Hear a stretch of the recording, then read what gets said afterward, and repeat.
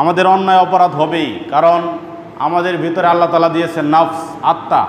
আর এই আত্মার কাজ হচ্ছে মন্দ, আত্মার কাজ হচ্ছে মন্দর দিকে নিয়ে যাওয়া। আবার রয়েছে কি ইবলিস, শয়তান। এই শয়তানের মাধ্যমে আমরা পরীক্ষায় নিয়োজিত সর্বদাই। আল্লাহ যদি চাইতেন শয়তানও দিতেন না, আল্লাহ যদি চাইতেন আমাদেরকে নফসটাকে সঠিক করে দিতে পারতেন আল্লাহ তাআলা। যেমনভাবে ফেরেশতাদেরকে আল্লাহ তাআলা করে দিয়েছেন, ফেরেশতারা একটা পাপের কাজও করতে পারে না। তারা যে পাপ কাজ করবে এই চিন্তা, এই লালসায় আল্লাহ তাআলা তাদেরকে দেন নাই। এজন্য আল্লাহ তাআলা তাদের জন্য জান্নাতও রাখে নাই, জাহান্নামও রাখে নাই। মানে ফেরেশতারা যে একটা পাপ কাজ করবে এই ইচ্ছা শক্তিটা আল্লাহ তাআলা ফেরেশতাদেরকে দেন নাই। এজন্যই আদম সন্তান শ্রেষ্ঠ, কারণ আদম সন্তানকে আল্লাহ তাআলা ইচ্ছা স্বাধীনতা দিয়েছেন, আবার দিয়েছেন নফস, আবার দিয়েছেন শয়তান পরীক্ষার জন্য। ইচ্ছা শক্তি, নফস, আবার শয়তান, তিনটা বিষয় দিয়েছেন। দেওয়ার পরে পরীক্ষা, পরিপূর্ণ একবারে পরীক্ষার মধ্যে আছি আমরা। প্রিয় উপস্থিতি, আমরা অন্যায় কাজ আমাদের দ্বারা হয়েই যেতে পারে, এটা স্বাভাবিক, এটা হবেই।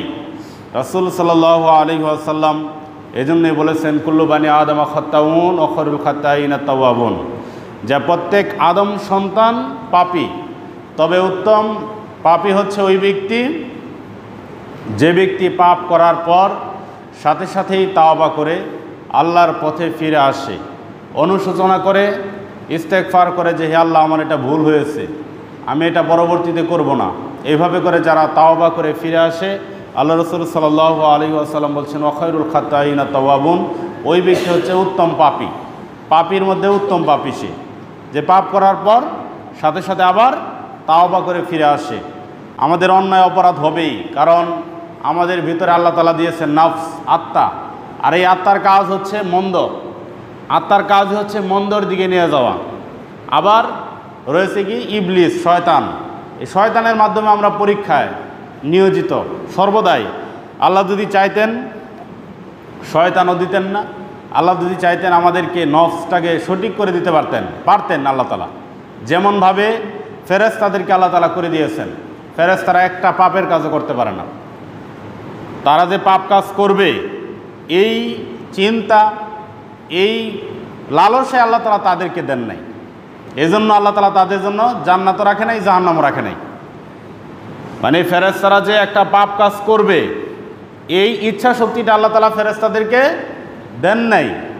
এজন্যই আদম সন্তান শ্রেষ্ঠ, কারণ আদম সন্তানকে আল্লাহ তাআলা ইচ্ছা স্বাধীনতা দিয়েছেন, আবার দিয়েছেন নফস, আবার দিয়েছেন শয়তান পরীক্ষার জন্য। ইচ্ছা শক্তি, নফস, আবার শয়তান, তিনটা বিষয় দিয়েছেন। দেওয়ার পরে পরীক্ষা, পরিপূর্ণ একবারে পরীক্ষার মধ্যে আছি আমরা।